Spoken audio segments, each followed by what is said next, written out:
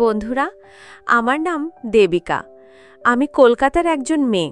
বিয়ের কিছুদিন পরেই এক দুর্ঘটনায় আমার স্বামী এই দুনিয়া ছেড়ে চলে যায়। তখন আমি খুব একা হয়ে যাই। সব সময় আমার কেমন জানি মনে হয়, আমি কেমন জানি অসহায়। আমার এই জীবন নিয়ে কি করব? আমি কোনো কিছু ভেবে পাচ্ছিলাম না। একদিন আমি আমার এক বান্ধবীর বিয়েতে তাদের বাসায় বেড়াতে গিয়েছিলাম। আমার বান্ধবীর একটা ছোট ভাই ছিল। আমার বান্ধবীর ভাইটা দেখতে অনেক হ্যান্ডসাম ছিল। সেখানে যাবার পর আমার বান্ধবীর ভাই আমার সাথে গল্প করতে চাইতো, আড্ডা দিতে চাইতো। আমিও তাকে ছোট ভাইয়ের মতোই মনে করতাম। আমি সেখানে বেশ কয়েকদিন ছিলাম। একদিন সন্ধ্যা রাতে আমার বান্ধবীর ভাই আমাকে এসে বলল, দিদি, আমার খুব খারাপ লাগছে, আমার সাথে একটু গল্প করবা? আপু আম্মু কেউ বাসায় নেই, কিসের যেন প্রয়োজনে বাহিরে গেছে।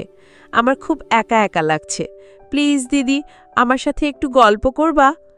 তারপর বন্ধুরা, তার সাথে গল্প করতে করতে এমন একটি কাণ্ড ঘটে গেল যা শুনলে, বন্ধুরা, বাকিটা গল্পেই বলছি। আশা করি বন্ধুরা তোমরা আমার পুরো গল্পটি খুব মনোযোগ সহকারে শুনবে, নিশ্চয়ই অনেক মজা পাবে। তাহলে চলো বন্ধুরা, আর কথা না বাড়িয়ে মূল গল্পে চলে যাই।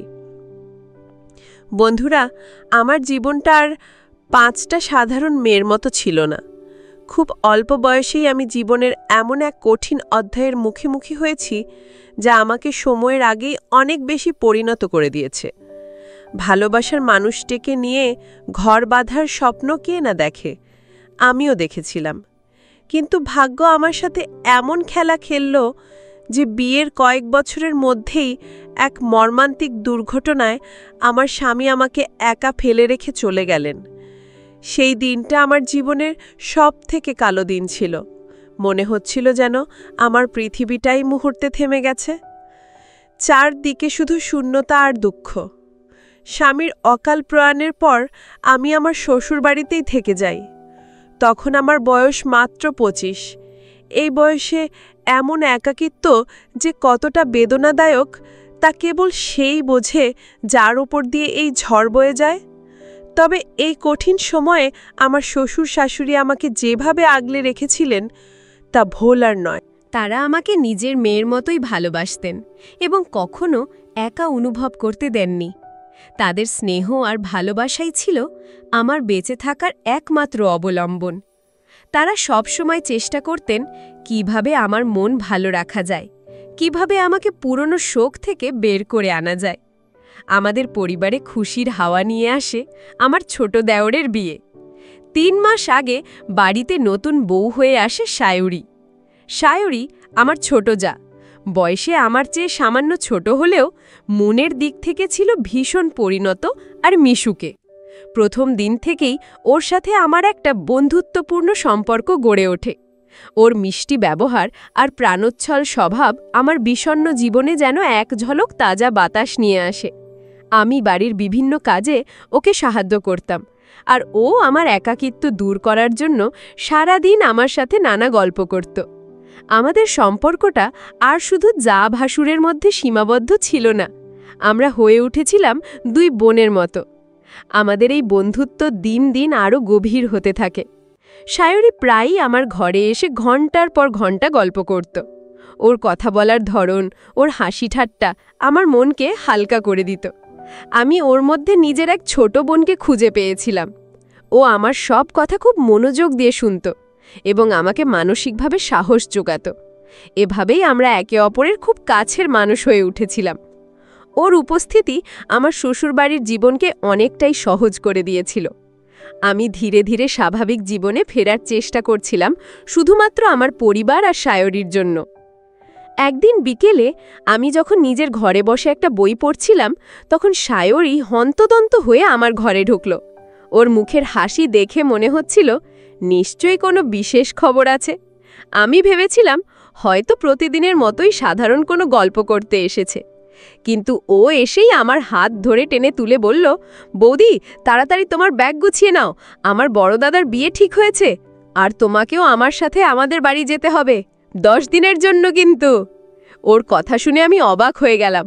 ওর চোখে মুখে যে আনন্দ আর উত্তেজনা ছিল তা দেখে আমারও ভালো লাগছিল। সায়রীর প্রস্তাবে আমি কিছুটা দ্বিধায় পড়ে গেলাম। আমি ওকে শান্তভাবে বোঝানোর চেষ্টা করলাম, সায়রী, তুই আমাকে নিজের বোনের থেকেও বেশি ভালোবাসিস, এটা আমি জানি, কিন্তু তুই একবার ভেবে দেখ, তোদের বাড়িতে একটা শুভ অনুষ্ঠান হতে চলেছে। এমন আনন্দের মুহূর্তে আমার মতো একজন বিধবাকে সেখানে নিয়ে যাওয়াটা কি ঠিক হবে? লোকে নানা কথা বলবে। আমার উপস্থিতির কারণে যদি কোনো সমস্যা হয় তাহলে আমি নিজেকে ক্ষমা করতে পারবো না। আমি জানতাম আমাদের সমাজ এখনও এসব পুরনো দিনের কুসংস্কার থেকে বের হতে পারেনি, তাই আমি চাইনি আমার জন্য ওদের আনন্দের মুহূর্তে কোনো বাধা আসুক। আমি সায়রীকে অনেকভাবে বোঝানোর চেষ্টা করলাম, কিন্তু ও আমার কোনো কথাই শুনতে রাজি ছিল না। উল্টে ও আমাকে ধমক দিয়ে বলল, বৌদি, তুমি এসব কি বলছো? এগুলো সব পুরনো দিনের কুসংস্কার। মানুষের জীবনে যা ঘটে তা ভাগ্যের লিখন। এর সাথে তোমার উপস্থিতির কোনো সম্পর্ক নেই। তুমি আমার সাথে যাচ্ছ, এটাই ফাইনাল। তুমি পাশে থাকলে আমারও একটা ভরসা থাকবে। ওর জেদের কাছে আমাকে হার মানতে হলো। শুধু সায়রেই নয়, আমার শ্বশুর শাশুড়িও আমাকে যাওয়ার জন্য খুব জোর করতে লাগলেন। শাশুড়িমা বললেন, বৌমা, তুমি যাও, সবার সাথে মেলামেশা করলে তোমার মনও ভালো থাকবে। সবার অনুরোধে শেষ পর্যন্ত আমি সায়রীর সাথে ওদের বাড়ি যেতে রাজি হলাম। এইভাবেই শুরু হলো আমার এক নতুন যাত্রা। আমি জানতাম না এই 10 দিন আমার জীবনে কি পরিবর্তন নিয়ে আসতে চলেছে। আমি শুধু আমার পরিবারের মুখের দিকে তাকিয়ে, বিশেষ করে সায়রীর অনুরোধে, একটা নতুন পরিবেশে নিজেকে মানিয়ে নেওয়ার জন্য মনকে প্রস্তুত করলাম। একটা দ্বিধা আর সংকোচ নিয়ে আমি আমার ব্যাগ গোছাতে শুরু করলাম আর অপেক্ষা করতে লাগলাম পরের দিনের সকালের জন্য, যখন আমরা ওদের বাড়ির উদ্দেশ্যে রওনা দেব। সায়রীর বাবার বাড়িতে পৌঁছানোর পর আমার সব দ্বিধা আর সংকোচ যেন এক মুহূর্তে দূর হয়ে গেল। ওদের পরিবারের সবাই আমাকে এতটাই আন্তরিকতার সাথে বরণ করে নিল যে আমার মনেই হলো না যে আমি কোনো নতুন জায়গায় এসেছি। সায়রীর মা, বাবা, কাকা, কাকিমা সবাই আমার সাথে এমনভাবে কথা বলছিলেন যেন আমি ওদের পরিবারেরই একজন। তারা বারবার আমার খোঁজ খবর নিচ্ছিলেন, আমার কোনো অসুবিধা হচ্ছে কিনা জিজ্ঞেস করছিলেন। তাদের উষ্ণ ব্যবহার আমার মনের ভেতর জমে থাকা ভয়টাকে গলিয়ে দিল। আমি বুঝতে পারলাম সায়রীর মতো ওর পরিবারের মানুষগুলো অনেক বড় মনের অধিকারী। বাড়িতে বিয়ের আয়োজন চলছিল পুরোদমে। আত্মীয় স্বজনে বাড়িটা গম গম করছিল। সবাই নানা কাজে ব্যস্ত, ছোটাছুটি, হাসি ঠাট্টা আর আনন্দের এক অপূর্ব পরিবেশ। আমি এক কোণে দাঁড়িয়ে সবকিছু দেখছিলাম। আমার স্বামীর প্রয়াণের পর আমি কোনো সামাজিক অনুষ্ঠানে এভাবে অংশ নিইনি, তাই প্রথম দিকে কিছুটা অস্বস্তি হচ্ছিল। কিন্তু ধীরে ধীরে সেই বাড়ির আনন্দ আর উৎসবের মেজাজ আমার মনকেও ছুঁয়ে যেতে লাগল। আমি সায়রীকে ছোট ছোট কাজে সাহায্য করতে শুরু করলাম আর সবার সাথে অল্প অল্প করে কথাও বলতে লাগলাম। সন্ধে নামার সাথে সাথে বাড়ির সবার মধ্যে এক নতুন উত্তেজনা ছড়িয়ে পড়ল। সায়রীর ছোট ভাই স্নিগ্ধ মুম্বাই থেকে আসছে। গত 2 বছর ধরেও মুম্বাইতে পড়াশোনা করছিল এবং এই 2 বছরে একবারও বাড়ি আসতে পারেনি। দাদার বিয়ের উপলক্ষে ও বাড়ি ফিরছে, তাই ওকে দেখার জন্য বাড়ির সবাই, বিশেষ করে ওর মা বাবা, অধীর আগ্রহে অপেক্ষা করছিলেন। সবার মুখে একটাই কথা, স্নিগ্ধ কতক্ষণে এসে পৌঁছাবে। ওর প্রতি সবারই ভালোবাসা আর অপেক্ষা দেখে আমারও ওকে দেখার একটা হালকা কৌতূহল তৈরি হলো। সায়রীর মুখে ওর ভাইয়ের অনেক গল্প শুনেছি, তাই অজান্তেই আমার মনে ওর একটা ছবি তৈরি হয়ে গিয়েছিল। সঠিক সন্ধে 7টার সময় বাড়ির গেটের সামনে একটা গাড়ি এসে থামল। গাড়িটা দেখেই বাড়ির সবাই, বিশেষ করে ছোটরা, স্নিগ্ধ এসে গেছে, স্নিগ্ধ এসে গেছে বলে চিৎকার করতে করতে বাইরে ছুটে গেল। সবার এই বাঁধভাঙা আনন্দ আর উত্তেজনা দেখে আমিও নিজেকে আর আটকে রাখতে পারলাম না। যদিও আমি বাড়ির ভেতরেই ছিলাম এবং কোনো আত্মীয়র সামনে খুব একটা যাচ্ছিলাম না, তবু কি মনে করে আমি বারান্দায় এসে দাঁড়ালাম। আমি দেখতে চেয়েছিলাম কে এই স্নিগ্ধ, যার জন্য বাড়ির সবার চোখে মুখে একটা খুশির ঝলক। বারান্দার আলো আধারিতে আমি প্রথমবার স্নিগ্ধকে দেখলাম। লম্বা, ফর্সা আর ভীষণ মার্জিত দেখতে একটা ছেলে। ওর হাঁটাচলা, তাকানোর ভঙ্গিতে একটা অদ্ভুত আত্মবিশ্বাস ছিল। ও গাড়ি থেকে নেমে হাসি মুখে সবার দিকে তাকালো। ওর পরনে ছিল সাধারণ জিন্স আর টি শার্ট, কিন্তু তাতেই ওকে অসাধারণ লাগছিল। ওকে দেখে আমার মনে হলো সিনেমার কোনো চরিত্রের মতো ওর আগমন ঘটল। বাড়ির সবাই ওকে ঘিরে ধরেছিল, আরও মাথা নিচু করে সবার আশীর্বাদ নিচ্ছিল। স্নিগ্ধ যতটা আধুনিক পোশাক পরেছিল, ওর আচরণ ছিল ততটাই সংস্কারী। ও বাড়িতে ঢুকেই প্রথমে ওর মা বাবা এবং তারপর বাড়ির সমস্ত গুরুজনদের পা ছুঁয়ে প্রণাম করল। ওর এই আচরণ আমার মনকে স্পর্শ করল। আজকের যুগে এমন সংস্কার খুব কম ছেলের মধ্যেই দেখা যায়। ওর ব্যবহারে সবাই এতটাই মুগ্ধ আর খুশি ছিল যে সেই মুহূর্তে ওর সাথে থাকা লাগেজগুলোর দিকে কারোর কোনো খেয়ালই ছিল না। সবাই ওকে নিয়ে ব্যস্ত হয়ে পড়ল। সবাই যখন স্নিগ্ধকে নিয়ে বাড়ির ভেতরে চলে গেল, তখন আমি দেখলাম ওর ব্যাগগুলো বাইরেই পড়ে আছে। আমি ভাবলাম, যেহেতু সবাই ওকে নিয়ে ব্যস্ত, তাই আমারই উচিত ব্যাগগুলো ওর ঘরে পৌঁছে দেওয়া। সায়ুরীর কাছে আমি আগেই শুনেছিলাম স্নিগ্ধ কোন ঘরে থাকবে, তাই আমি কোনো দ্বিধা না করে ওর ব্যাগগুলো তুলে নিয়ে সোজা ওর ঘরের দিকে এগিয়ে গেলাম। আমি চেয়েছিলাম নিঃশব্দে কাজটা করে নিজের ঘরে ফিরে যেতে, যাতে কারোর নজরে না পড়ি। আমি সাবধানে ওর জিনিসপত্রগুলো ঘরের এক কোণে গুছিয়ে রেখে দিলাম।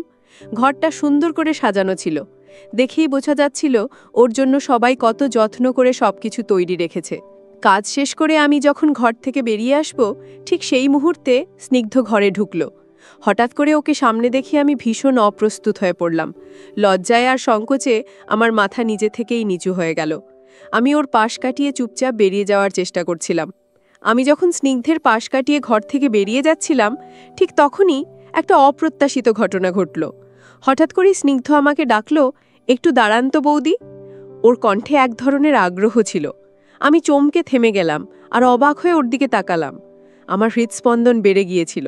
স্বামীর প্রয়াণের পর আমি খুব একটা কারোর সাথে ঘনিষ্ঠভাবে কথা বলিনি, তাই হঠাৎ করে এভাবে ডেকে ওঠাতেই আমি ভেতরে ভেতরে কেমন যেন অনুভব করছিলাম। আমি বুঝতে পারছিলাম না কেন ও এমনটা করল। স্নিগ্ধ আমার দিকে তাকিয়ে খুব মনোযোগ দিয়ে দাঁড়িয়ে রইল। ওর চোখে একটা অদ্ভুত কৌতূহল ছিল, যা আমি ঠিক পড়তে পারছিলাম না। ওর সেই গভীর দৃষ্টি আমার অস্বস্তি আরও বাড়িয়ে দিচ্ছিল। আমি লজ্জায় চোখ নামিয়ে নিলাম। কয়েক মুহূর্ত এভাবেই কেটে গেল। আমি ভেবেছিলাম কোনো কিছু না বলে এখান থেকে চলে যাই, কিন্তু আমার পা যেন আটকে গিয়েছিল। ওর তাকানোর ভঙ্গিটা আমাকে আরও বেশি সংকুচিত করে তুলছিল। আমি আর চুপ করে থাকতে পারলাম না। মৃদু কিন্তু দৃঢ় গলায় জিজ্ঞেস করলাম, আপনি আমাকে এভাবে ডাকলেন কেন? কিছু বলার ছিল? আমার গলার স্বরে হয়তো কিছুটা কঠোরতা ছিল। আমার কথা শুনে ও যেন হুঁশে ফিরল। ওর মুখে একটা হালকা হাসি ফুটে উঠল। ও আমার চোখের দিকে তাকিয়ে শান্তভাবে বলল, আপনাকে আমি বাইরে একবার দেখেছিলাম, কিন্তু তখন কথা বলার সুযোগ হয়নি। আমার থেকে লজ্জা পাওয়ার কোনো কারণ নেই। আমি শুধু আপনার সাথে একটু কথা বলতে চাই। ওর কথা বলার ভঙ্গিটা খুব সহজ আর স্বাভাবিক ছিল। ও বলল, বাড়িতে সবাই আমার আশাতে এত খুশি হয়েছে, কিন্তু আপনাকে দেখে মনে হচ্ছে আপনি হয়তো ততটা খুশি হননি। আপনি সবার থেকে একটু দূরে দূরে থাকছেন। সব ঠিক আছে তো? ওর এই প্রশ্নে আমি কি উত্তর দেব ভেবে পেলাম না। আমি নিজেকে সামলে নিয়ে বললাম, না না, তা কেন হবে? আপনার আশাতে আমিও খুব খুশি হয়েছি। সায়ুরীর মতো আপনিও আমার ভাইয়ের মতো। আসলে আমি একটু চুপচাপ থাকতে ভালোবাসি, তাই আমি ইচ্ছাকৃতভাবে ভাই শব্দটার ওপর জোর দিলাম, যাতেও আমাদের সম্পর্কের সীমানাটা বুঝতে পারে। আমার কথা শুনেও মুচকি হাসল এবং আর কিছু বলল না। আমি বললাম, এবার আমি আসি। কেউ যদি আমাদের এভাবে কথা বলতে দেখে, তাহলে অকারণে ভুল বুঝতে পারে। স্নিগ্ধর এই ব্যবহার আমার কাছে কিছুটা অদ্ভুত লেগেছিল। একদিকে ও যেমন নরমভাবে কথা বলছিল, তেমনি হঠাৎ আমাকে আটকে রেখে কথোপকথন শুরু করাটা আমার ঠিক মনে হয়নি। আমি কোনো মতে ঘর থেকে বেরিয়ে সোজা নিজের ঘরে চলে এলাম, কিন্তু আমার মনের ভেতর একটা ঝড় বয়ে যাচ্ছিল। সেই রাতের পর থেকে আমি একটা জিনিস লক্ষ্য করতে শুরু করলাম। আমি যেখানেই থাকতাম, যাই করতাম না কেন, আমার মনে হতো একজোড়া চোখ সব সময় আমাকে লক্ষ্য করছে। আমি বুঝতে পারতাম সেটা স্নিগ্ধর দৃষ্টি। ও বাড়ির সবার সাথে হাসি ঠাট্টা করত, গল্প করত, কিন্তু তার ফাঁকেও ওর নজর আমার দিকেই থাকত। ওর এই চাহনি আমাকে আরও বেশি সচেতন করে তুলল। আমি ওর কাছ থেকে যতটা সম্ভব দূরত্ব বজায় রাখতে চেষ্টা করতে লাগলাম। স্নিগ্ধ প্রায়ই আমার সাথে কথা বলার চেষ্টা করত, কখনো কাজের ফাঁকে, কখনো বা একা পেলে ও আমার সাথে নানা বিষয়ে ইয়ার্কি মজা করার চেষ্টা করত। কিন্তু আমি ওর কোনো কথাই পাত্তা দিতাম না। ও কিছু জিজ্ঞেস করলে আমি শুধু হ্যাঁ বা নাতে উত্তর দিয়ে সেখান থেকে সরে যেতাম। আমি চাইনি ওর সাথে আমার কোনো রকম ঘনিষ্ঠতা বাড়ুক। আমার মন জুড়ে ছিল শুধু আমার স্বামীর স্মৃতি, আর আমি সেই স্মৃতি নিয়েই বাকি জীবনটা কাটিয়ে দিতে চেয়েছিলাম। দুদিন পর বাড়ির সবাই মিলে বিয়ের কেনাকাটা করার জন্য বাজারে যাবার পরিকল্পনা করল। সায়রী আর স্নিগ্ধও যাচ্ছিল। যাওয়ার আগে সায়রী আমাকে ওদের সাথে যাওয়ার জন্য অনেক অনুরোধ করল, কিন্তু আমি নানা অজুহাত দেখিয়ে ওদের সাথে গেলাম না। আমার না যাওয়ার আসল কারণ ছিল স্নিগ্ধ। আমি জানতাম আমি গেলে ও আবার আমার সাথে কথা বলার বা মজা করার সুযোগ খুঁজবে। ওর সেই অদ্ভুত ব্যবহার এড়ানোর জন্যই আমি শপিংয়ে যেতে রাজি হলাম না। শপিং থেকে ফিরে আসার পর বাড়িটা আবার খুশির কলরবে ভরে উঠল। সায়রী, স্নিগ্ধ এবং বাড়ির বাকি সবাই নিজেদের কেনা জিনিসপত্র একে অপরকে দেখাচ্ছিল। নতুন শাড়ি, গয়না, জামাকাপড় সবকিছু মিলিয়ে একটা উৎসবের পরিবেশ। আমি একপাশে দাঁড়িয়ে ওদের আনন্দ দেখছিলাম। সায়রী আমার জন্যও একটা সুন্দর শাড়ি এনেছিল, কিন্তু আমি সেটা নিতে সংকোচ বোধ করছিলাম। ওদের আনন্দ দেখে আমারও মন ভালো হয়ে যাচ্ছিল। আমার জন্য কেউ কিছু আলাদা করে নিয়ে আসবে এমন কোনো আশা আমার ছিল না, আর আমি তা করতেও চাইনি। সবার জিনিসপত্র দেখা হয়ে গেলে আমি বাড়ির সবার জন্য চা আর বিকেলের নাস্তা বানানোর জন্য রান্নাঘরের দিকে এগিয়ে গেলাম। আমার মনে হলো এই মুহূর্তে এটাই আমার জন্য সবথেকে ভালো কাজ। আমি কাজে ব্যস্ত থাকলে অন্য কোনো চিন্তা মাথায় আসবে না। রান্নাঘরে এসে আমি চায়ের জল বসালাম এবং অন্যান্য জিনিসপত্র গোছাতে লাগলাম। রান্নাঘরের শান্ত পরিবেশে কাজ করতে করতে আমি বাইরের কোলাহল থেকে কিছুটা মুক্তি পেলাম। আমি যখন চা বানাতে ব্যস্ত ছিলাম তখন হঠাৎ করেই স্নিগ্ধ রান্নাঘরে এসে আমার সামনে দাঁড়ালো। আমি এতটাই নিজের কাজে মগ্ন ছিলাম যে ওর উপস্থিতি টেরই পাইনি। ওর ছায়া আমার উপর পড়ায় আমি চমকে ওর দিকে তাকালাম। ও আমার দিকে তাকিয়ে মুচকি হাসছিল। আমি কিছু বলার আগেই ও নিজের পেছন থেকে একটা সুন্দর প্যাকেট বের করে আমার দিকে এগিয়ে দিল। আমি অবাক হয়ে জিজ্ঞেস করলাম, এটা কি? ও শান্তভাবে বলল, দেবিকা, এই শাড়িটা আমি আলাদা করে শুধু তোমার জন্যই কিনেছি। ওর কথা শুনে আমি আশ্চর্য হয়ে গেলাম। আমি ভাবতেও পারিনি যে স্নিগ্ধর মতো একজন আধুনিক ছেলে আমার জন্য শাড়ি কিনতে পারে, তাও আবার আলাদা করে। ওর এই আচরণে আমি কিছুটা দ্বিধান্বিত হয়ে পড়লাম। আমি ওর হাত থেকে প্যাকেটটা না নিয়ে বললাম, আমার জন্য এত কিছু করার কোনো দরকার ছিল না, আমার নতুন কোনো জিনিসের প্রয়োজন নেই। এই বলে আমি আবার নিজের কাজে মনোযোগ দেওয়ার ভান করলাম। আমি ওকে বোঝাতে চেয়েছিলাম যে আমি ওর এই উপহার গ্রহণ করতে পারবো না, কিন্তু স্নিগ্ধ আমার কথা শুনল না। ও আমার সামনে এসে দাঁড়ালো এবং শান্ত গলায় বলল, আমার পক্ষ থেকে তোমার জন্য এটা একটা ছোট্ট উপহার, দয়া করে এটা নিতে না করো না। এটা বিয়ে বাড়ি, এখানে সবাই নতুন নতুন পোশাকে সেজেগুজে থাকবে। আমি চাই তুমিও সবার সাথে আনন্দে সামিল হও। তারপরও শাড়ির প্যাকেটটা আমার হাতে ধরিয়ে দিয়ে বলল, তুমি যদি এটা পরো তবে সবার মতোই তোমাকেও মানাবে। এটা আমার ছোট্ট ইচ্ছে, তুমি যদি মান রাখো তবে আমি খুশি হব।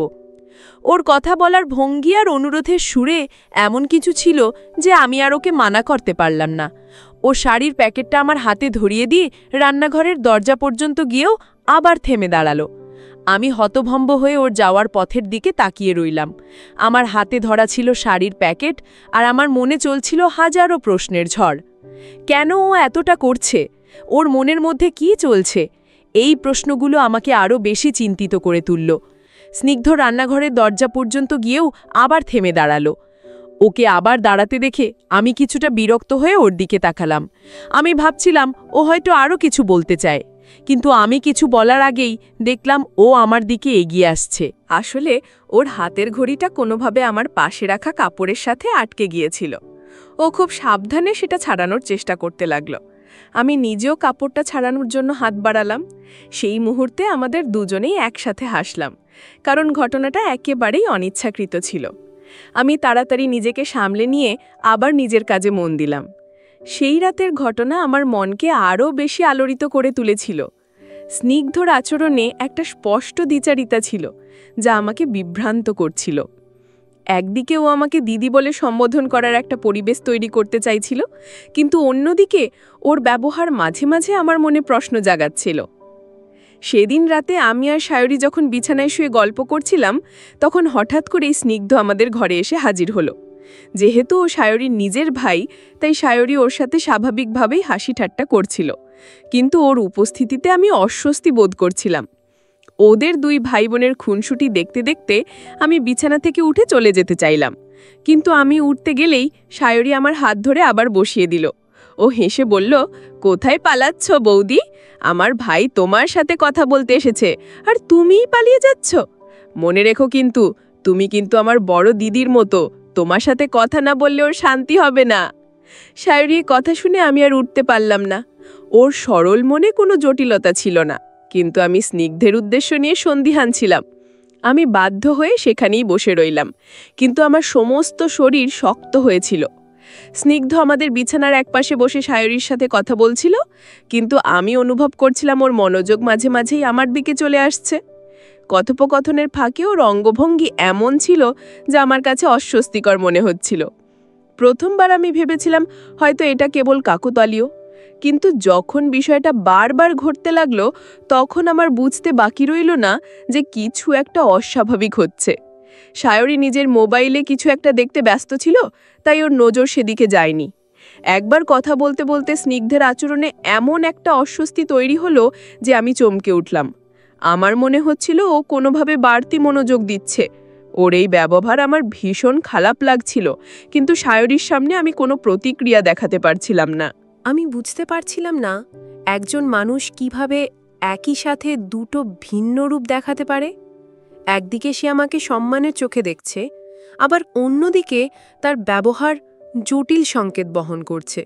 ওর এই দ্বিমুখী ব্যবহারে আমি এতটাই বিরক্ত আর অস্বস্তিতে পড়লাম যে আমি সেখান থেকে উঠে যাওয়ার জন্য আবার চেষ্টা করলাম, কিন্তু আমি উঠতে গেলে ও আমাকে কথার মাধ্যমে থামিয়ে দিল।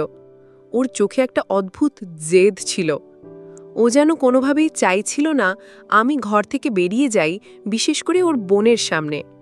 ওরই ব্যবহারে আমার ভয় করতে শুরু করল। আমি বুঝতে পারছিলাম এই মুহূর্তে সরাসরি কিছু বললে সায়রী হয়তো ব্যাপারটাকে স্বাভাবিকভাবেই নেবে। আমি আর কোনো উপায় না দেখে নিজের উপর ভালো করে চাদর টেনে নিলাম এবং ওর দিকে পিঠ ফিরিয়ে শুয়ে পড়লাম। এটা ছিল আমার নীরব প্রতিবাদ। আমি ওকে বুঝিয়ে দিতে চেয়েছিলাম যে ওর এই আচরণ আমার একেবারেই পছন্দ হচ্ছে না। আমার এই ব্যবহারে ও হয়তো কিছুটা অবাক হয়েছিল, কিন্তু আর কিছু বলেনি। কিছুক্ষণ পর ও ঘর থেকে বেরিয়ে গেল, কিন্তু সারা রাত আমার চোখে ঘুম এলো না। আমার মনে হচ্ছিল আমি একটা অদৃশ্য জালে জড়িয়ে পড়ছি। পরের দিন ছিল গায়ে হলুদের অনুষ্ঠান। সারা বাড়ি আনন্দে মুখরিত।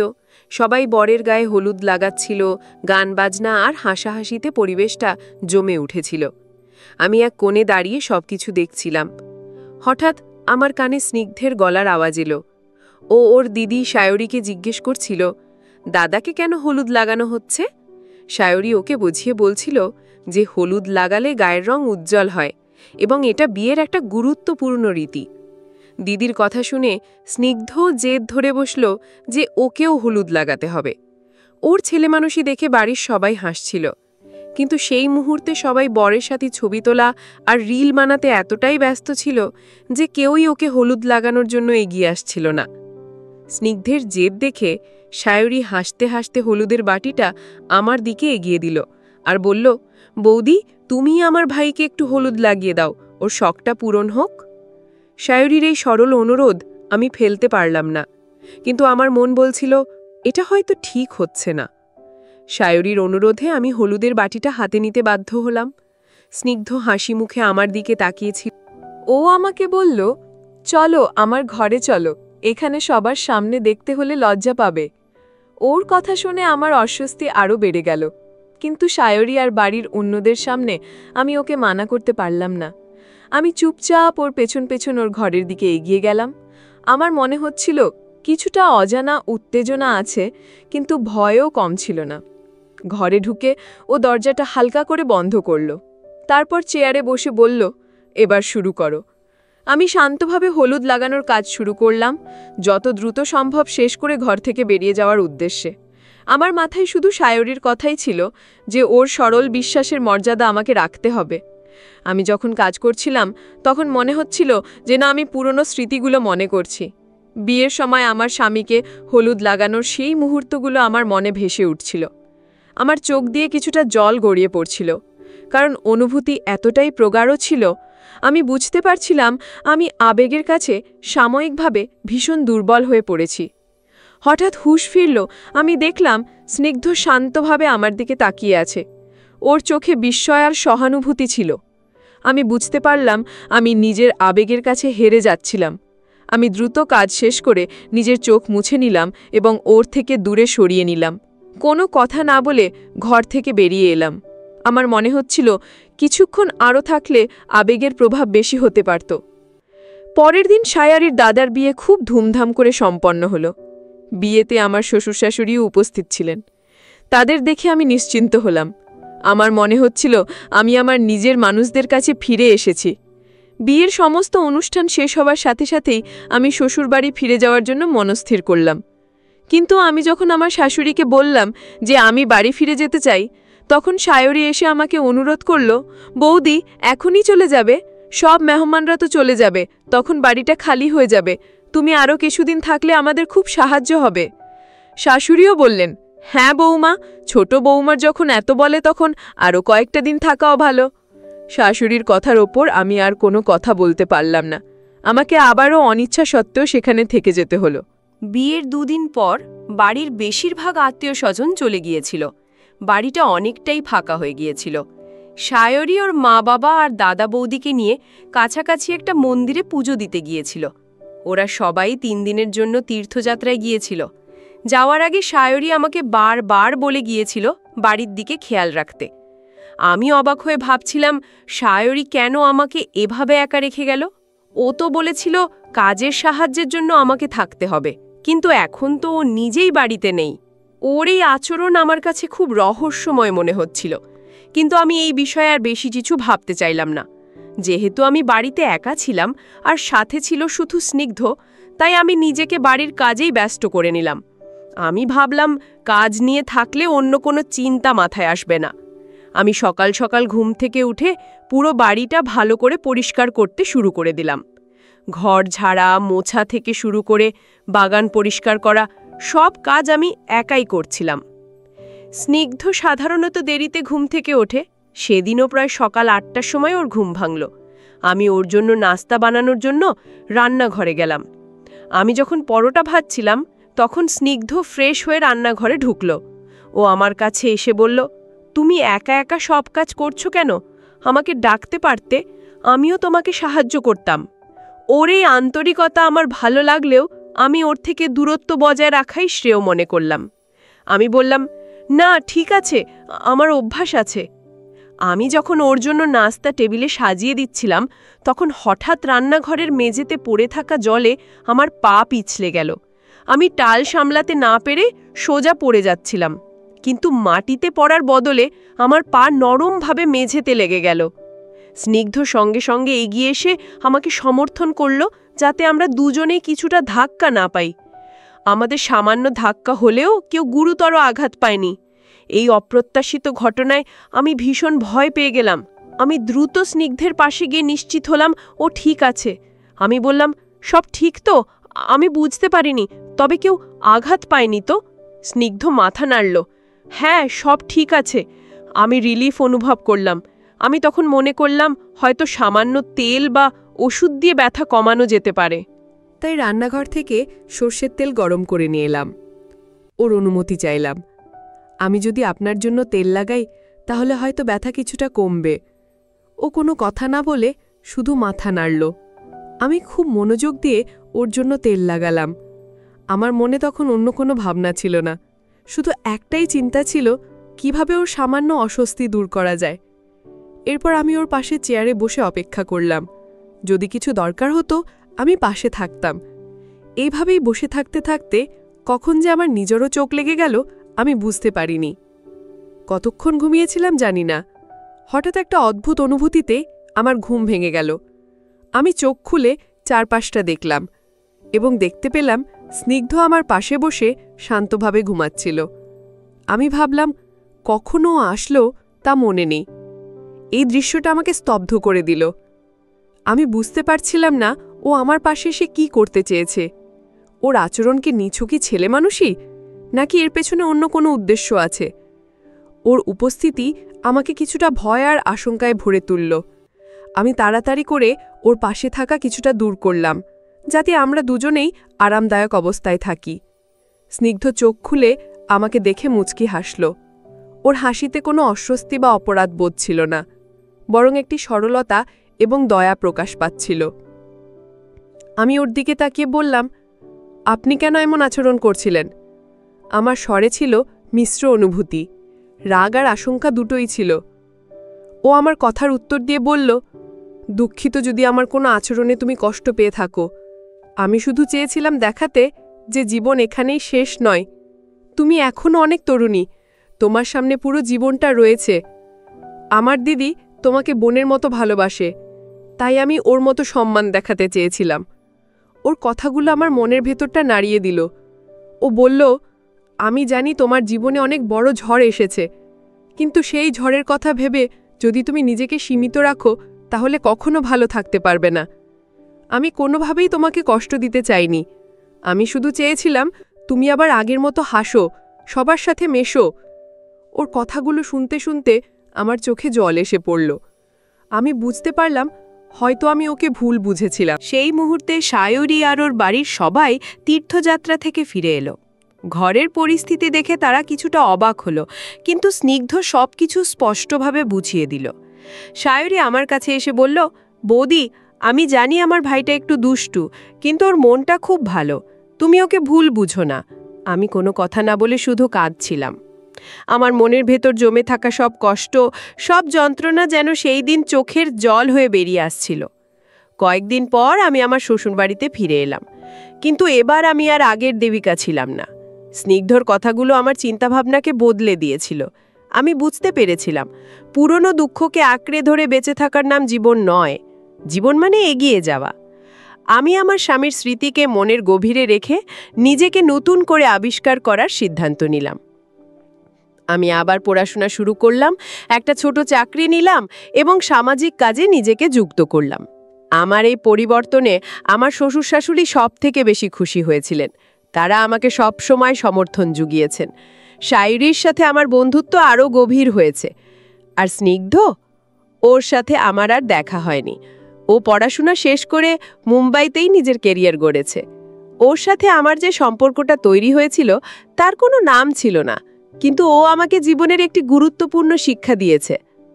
বন্ধুরা, গল্পের শেষে আমি তোমাদেরকে বলতে চাই, জীবনে কঠিন সময় আসতেই পারে। প্রিয়জনকে হারানোর যন্ত্রণা হয়তো পুরোপুরি মেটে না, কিন্তু সেই যন্ত্রণাকে আঁকড়ে ধরে বর্তমানকে নষ্ট করা বোকামি। অতীতের স্মৃতিকে সম্মান জানিয়ে বর্তমানকে সুন্দর করে গড়ে তোলা উচিত। জীবন একটাই সুযোগ দেয়, তাই শোককে শক্তিতে পরিণত করে এগিয়ে যাওয়া হলো আসল সাহসিকতা। নিজের জন্য বাঁচা, স্বপ্নগুলো পূরণ করার চেষ্টা করা এবং জীবনের প্রত্যেক মুহূর্তকে উপভোগ করাই জীবনের সার্থকতা। বন্ধুরা, আমার গল্পটি যদি তোমাদের ভালো লাগে তাহলে লাইক, শেয়ার এবং সাবস্ক্রাইব করে আমার পাশে থেকো। আর বন্ধুরা, তোমরা এতক্ষণ ধৈর্য ধরে আমার গল্পটি শোনার জন্য তোমাদের সবাইকে অসংখ্য ধন্যবাদ।